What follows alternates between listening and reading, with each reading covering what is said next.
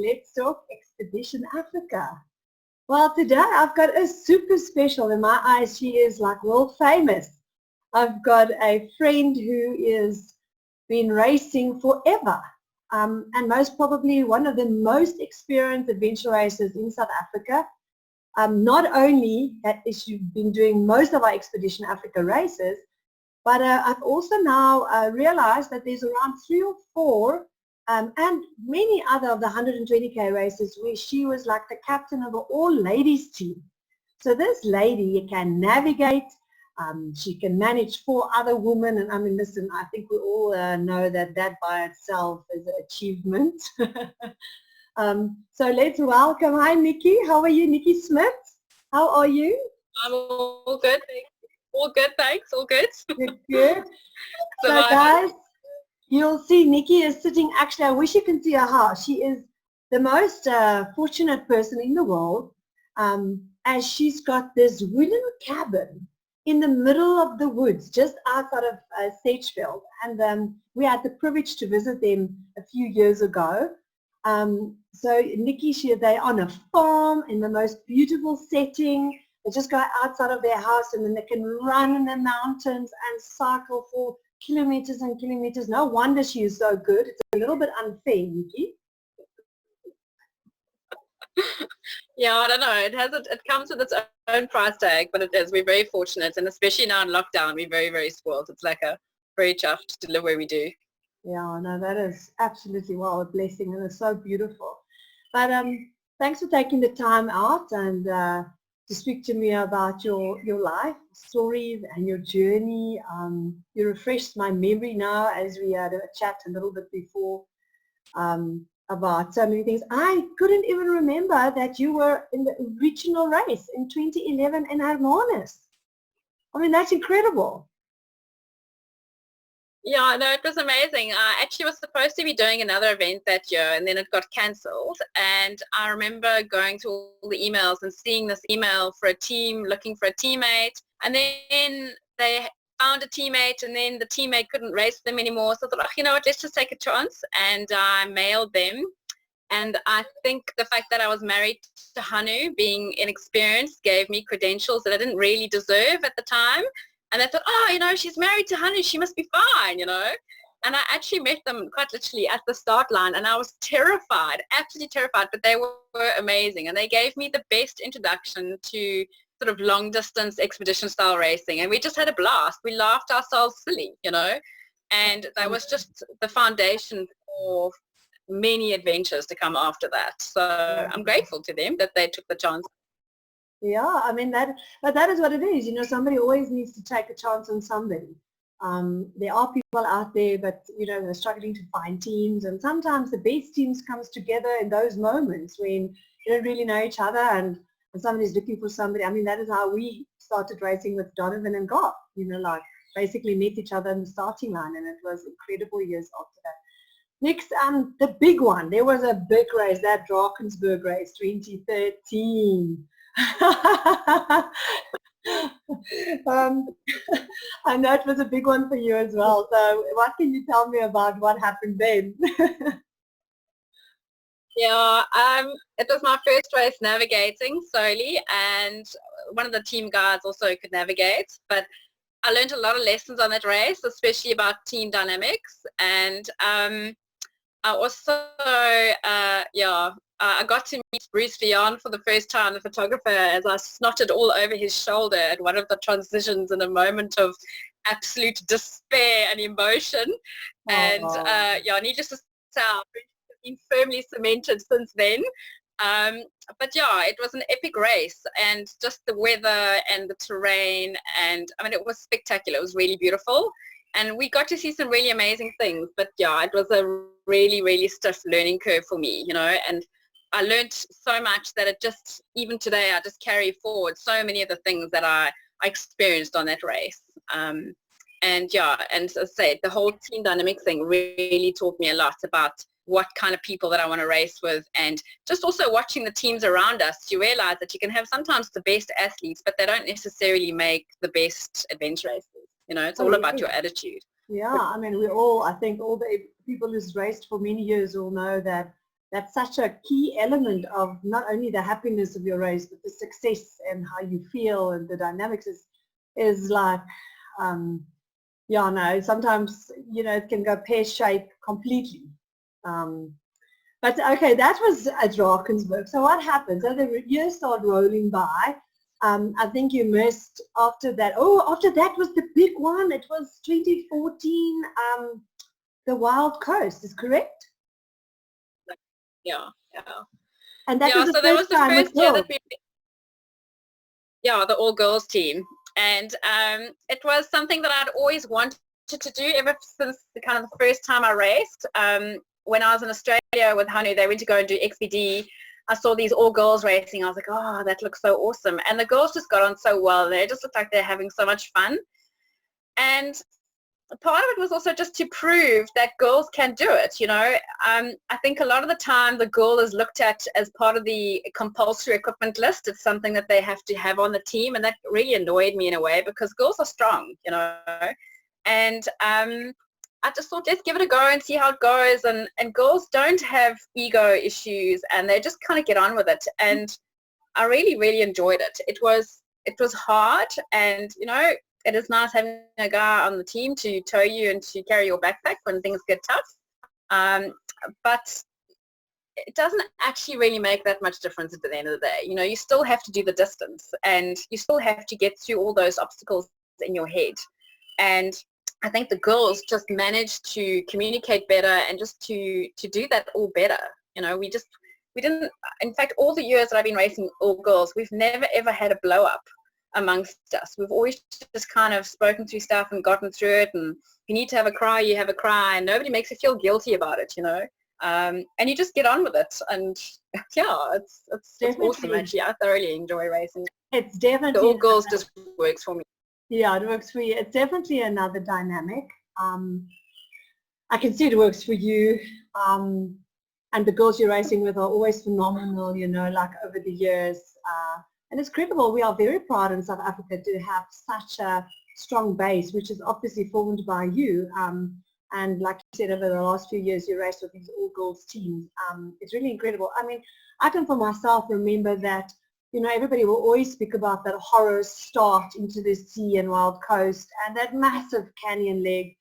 And I can just imagine how hard that must have been as like an all-girls team. Did you get out of that? Did you get up into the sea? How many times did you struggle, or were you just lucky? No, we took one. I was paddling with Vanessa, and we took one silly little swim on the way out. We were actually almost out, and then we got T-boned by a boat in front of us. But we got out quite quickly, and then we sat and waited for probably an hour for Janine and Ansa. They just got washing machine repeatedly, and I think they were, either the second last or the last boat to get out. And then coming back in, I just said to Vanessa, we're just going to sit here and watch the surf, and when I say go, you must paddle like your life depends on it. And we had a clean run. We hit the beach, we had dry hair, and it was awesome. The fishermen there were so amazed. They were like, what? But I spent a lot of time paddling on the sea, and we fish a lot on the sea on kayaks. So, and they're not the easiest boats to paddle. They're like a bathtub sometimes. So I think I probably had the upper hand in that I'm used to paddling cumbersome boats in the surf, and I've had my fair share of being dunked and tumble dried and, washed around. So I think it helped a lot. And you've got to just instill confidence into your team members and give them the reason to trust you. And I hope I got that right then. We certainly managed okay. And even in the Neisner race, when we had to come in at Gokama, that surf had jacked up a lot. And we took a nasty swim, but we got out fine and it was cool. So it's all part of racing actually. You just got to take what comes your way. And tell us, Nikki, now big surf and all. To bring it back to that point, you also, a big fact of the sea paddling or the swimming which came into hand, like in Rodrigues, is that you need to be calm. And I know for a fact, all these years when I was racing and we're living in Johannesburg and we don't have paddling and sea experience, the biggest problem was always the fear of water. And I don't have that experience. And you instill that fear with your partners who's paddling with you. Just to a point where myself and Stefan will not even sit on a boat together because I will just make him so nervous. Where I actually always paddled with Donovan or Garth, where they're obviously not my husband, so they can handle, you know, a panicky woman in front much better. But and that is the thing, you need to be calm in water. You know, you need to have confidence, and it comes with a lot of, if it's not a natural thing, you know, the woman out there who wants to do adventure racing, it's something they actually need to go in December's and spend a boat in the sea and go through the waves over and over, like it must become natural, like a surfer, for instance. So next, after this, what happened? Our internet. Sorry, Heidi, I lost you. I say after where are we now? Where's our last races? There's too many to count. What happened then? What is more highlights? Yeah, well, I mean, just shortly on the Wild Coast race, that was the hardest race for me emotionally. I was really sick before the race for probably close on 12 weeks, and I actually could do no training. So I went into the race completely unprepared, and my feet just disintegrated. That first hike was brutal in the sand and everything. So I never actually did the last leg, which was a huge thing for me. And especially as chief navigator, I then had to hope that the team would manage, you know, and they did amazingly. They really did. And then the next year, which was 2015, we actually didn't race. Well, we did an overseas race. And then 2016 was Neisner, which was also all girls. Neisner was your like back door. So you it makes it maybe easier in many ways. We actually passed very close to your house. I could have swung in for a cup of coffee. Yeah, we were like, I think people that didn't take a map with on that last leg. Yeah. And I remember you all the time speculating about the route, and we're like, no, we're far from my house. Like, we were all telling you all kind of stories. Meanwhile, knowing all the way that we will come past your house very close by. And after that, what happened again? And then 2017, I actually raced with a mixed team again. I raced with Janine, who's my normal partner in crime, and I pulled in two local friends of ours, two guys who are mountain bikers, and they actually volunteered on the Neisner race and decided that they wanted to give this a go. So, and it was awesome. We had an absolute blast, and it was an amazing race. We got on really well, and everybody did their bit. And I think the funniest thing was our little boo-boo that we made on the last leg when I went back west, and I don't think to this day I'll ever live that down, because we got to the coastline, it was misty. And because I sort of knew the coastline a little bit, I'd cut the map a bit too short, and missed a crucial point in the navigation kind of like spotlight, and ended up walking in the wrong direction for quite a long way. And when we got to the finish line, Zane's dad Vickers had organised that they play that song "Going Back West," and it stuck. So, and Stefan had a really good chuckle at us going wrong way, because we'd discussed that section of coastline before the race, you know.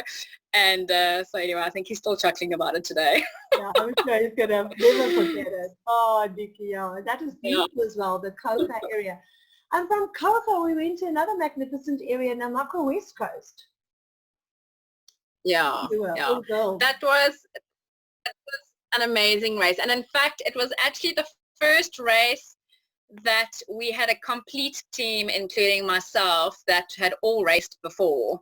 All my other races, the first race I was obviously the novice, and after that, every single race that I did after that, I always had at least one novice in the team. So it was really nice to do a race for once where everybody kind of knew what to do, and I didn't have to play mom. It was a spectacular race, it really was, and there are so many highlights from that race. I actually don't even know where to begin, you know. And another thing that was really awesome about that race was being able to spend quite a bit of time with Don and his team. And he was racing with the cancer guys, and it was awesome. I actually learned so much from spending time with him on a race. Normally I only get to see it on the sidelines from seconding, but this time I actually got to be there with them and just see the different ways that the top guys do things. And because I mean, Hanu and I will probably never race together because I think we'll fight too much, especially about the nav, about where we're going. So it was nice to be able to do it with somebody else that was experienced, that could give me some guidance, that didn't end in some marital counseling at the end. Oh yeah, that is wonderful. And then the last biggie was Rodriguez with you girls. Oh, that was wonderful. Yeah, that has got to top it. That was by far the best race that I have ever done. You guys just hit the nail on the head in every single aspect. And I loved the whole concept of the boats, and we just worked so well together. It was by far the best team that I've ever had. The girls, we'd all raced before, and everybody just got on with their things, and we all had our weak points. We all had our strong points, and it was just awesome. We just, like the A team, all the Hannibal voices, I love it when a plan comes together, and that's exactly how I felt with that race. There's absolutely nothing that went wrong, Yeah, it incredible. And it's a race that I will remember for the rest of my life for so many reasons, It was a very special. I also think, Nikki, not only like, I think from our side is obviously most probably what, obviously a dream came true also for us regarding what we did with the island, meaning route-wise and all, and obviously Stefan's, a lot of work into to plan it. And but for you, I mean, remember, and the girls, remember it's now been how many, 10 plus years of adventure racing with many ups and downs. So, you always get that one race where it all comes together. And you chose the right people, everybody had the right attitude. And I mean, you like, that is what you say, it's not only the race was great, you guys were amazing. The girls, every time I saw you, you were smiling. The attitude was just perfect. It was just this perfect group of women. And, as a woman, myself, I look at you and I admire you girls. And I mean, it will be like for me, obviously, there's many women like me outside there as well who would love to race with you guys because it's definitely different. And a little bit of a racing I've got together with women like that now and then. I do the small races here with my one friend. I love it. I don't love the navigation because I don't like, because normally, I'm not as good as you, and I'm comfortable with Stefan doing the navigation. But I would love to be just in a team with ladies where I can just be part of it and just race, and I don't need to navigate and just be a team player. So from my side to you girls and all of you, it's beautiful. And I think when 4 women comes over that finishing line, it's just, I don't know why, but it's just more special.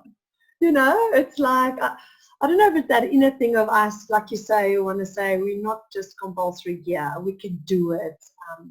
If you set your mind to it, and that's such a beautiful example for other women in racing out there to show them that you can do it. There were quite a lot of surprise guy teams last year in Rodriguez. We'd meet them on the route and they'd say, so like, how are you girls doing? So no, we're good. And then they would sort of like expect to be going in front of us, especially if it was somewhere you had to wait if you weren't a full course team. And we're like, no, but we are full route.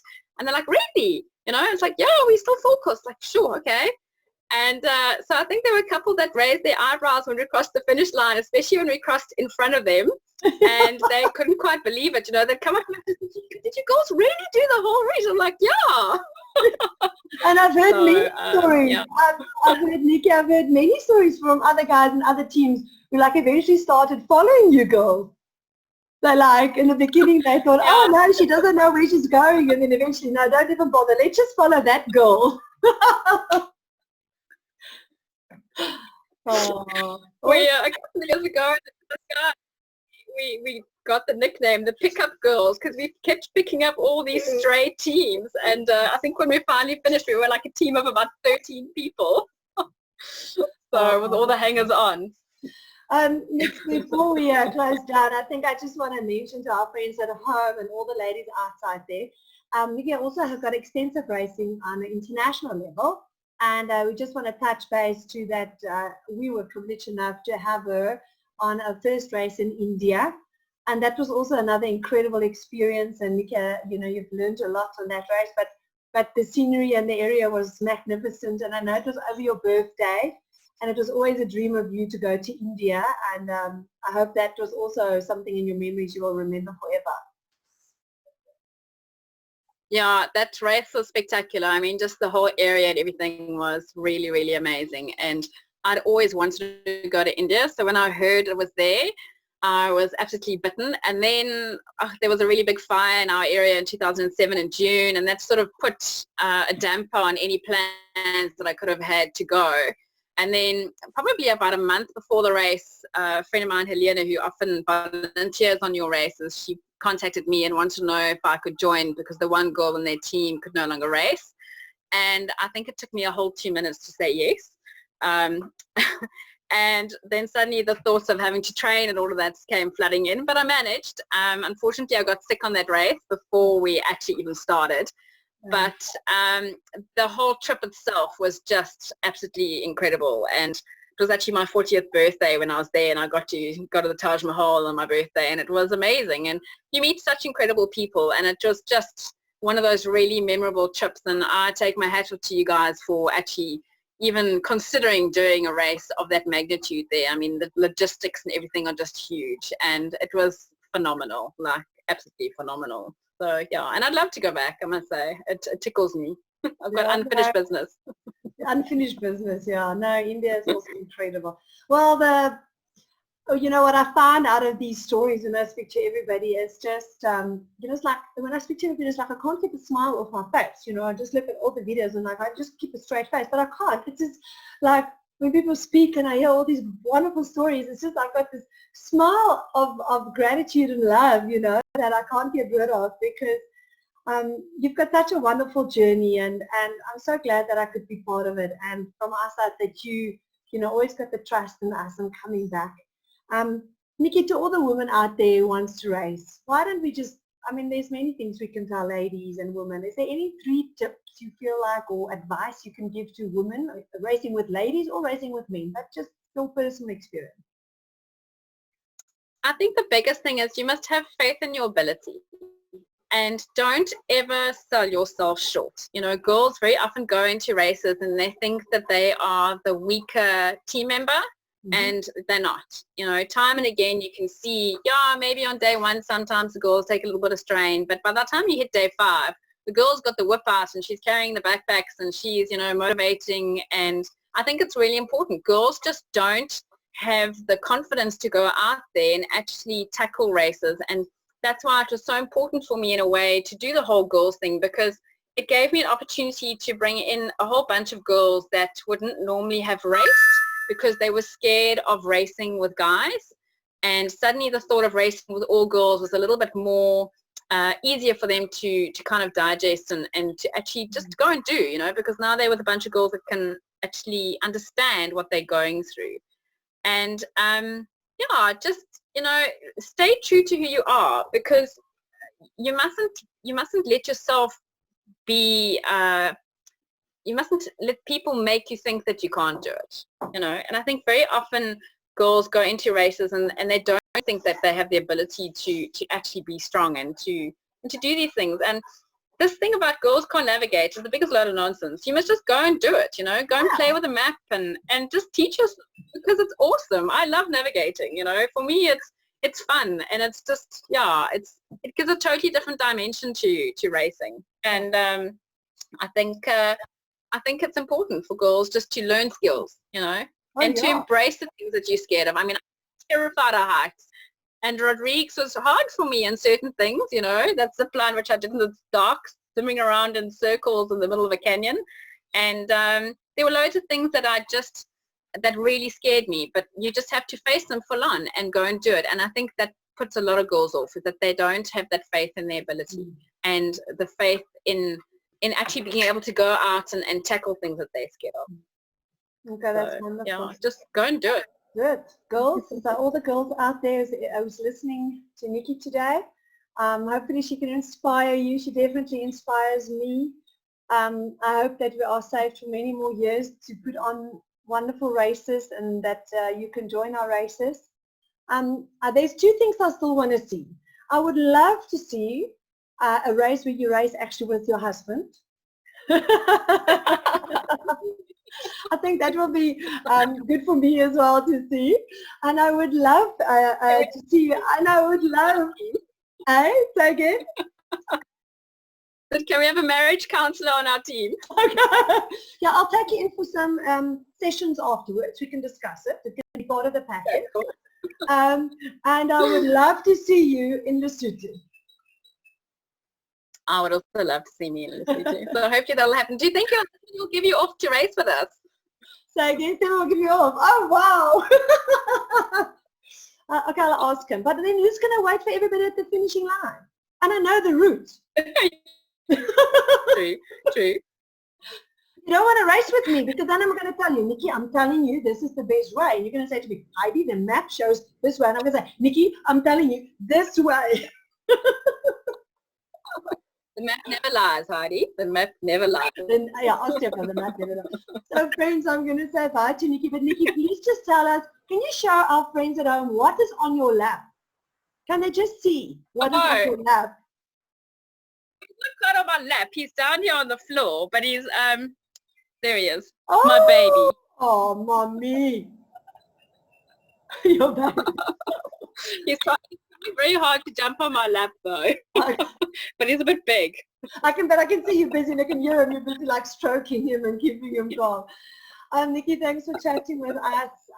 Thanks for being friends with us, for supporting us, supporting your husband. There's many years where, you know, you had other obligation or children and those kind of things. And your husband, who's been racing all over the world extensively in his life. And your unconditional love and support towards him, and you know, ultimately adventure racing is just incredible. And you know, as a mother and a businesswoman, you know, and adventure racer, you really juggle and fulfill all the roles.